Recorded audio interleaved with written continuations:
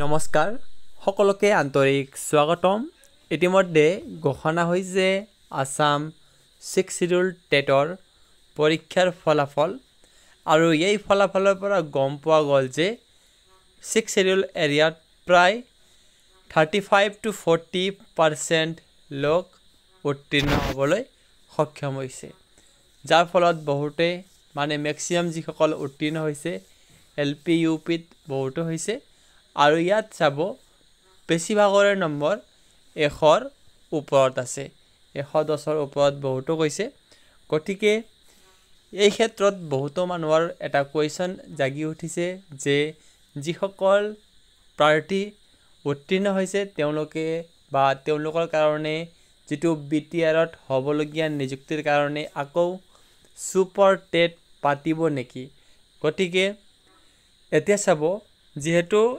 last যেটো মানে ডিডব্লিউএ যেটো মানে নিযুক্তি দিলে তাত কোনো ধৰণৰ মানে সুপাৰ টেটৰ ব্যৱস্থা কৰা নাছিল গতিকে এইটো অহা বছৰৰ পৰা প্ৰযোজ্য হ'ব পাৰে কিন্তু এই ক্ষেত্ৰত যেটো বিটিআৰত বা 6 শিডিউল এৰিয়াত ধৰক বিটিআৰত 1200টা পোষ্ট যেটো ওলাব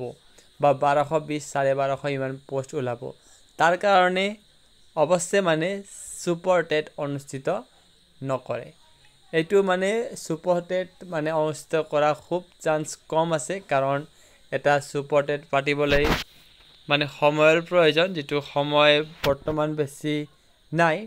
আৰু ধৰক আপোনাৰ আগষ্ট বা সেপ্টেম্বৰ মাহৰ আগতে বা জুলাই মাহৰ শেষত এই 1200টা যেটো ভেকেন্ট পোষ্টৰ লিষ্ট ওলাব তাতে এডভাৰটাইজমেন্ট জাৰি কৰিব আৰু তাতে এপ্লাই কৰিব পাৰিব আৰু এই তুলনাত যদি কাট অফ চাই তেতিয়াহলে যেটো লাষ্ট কাট অফ আছিল ডিডব্লিউৰ তাতকৈ কিন্তু বহুত হ'ব ইয়াত আপুনি যদি জেনাৰেল ক্যাটাগৰী হয় তেতিয়াহলে 215 লৈকে যাব পাৰে আৰু যদি ওবিসি হয় তেতিয়াহলে 210 লৈকে যাব পাৰে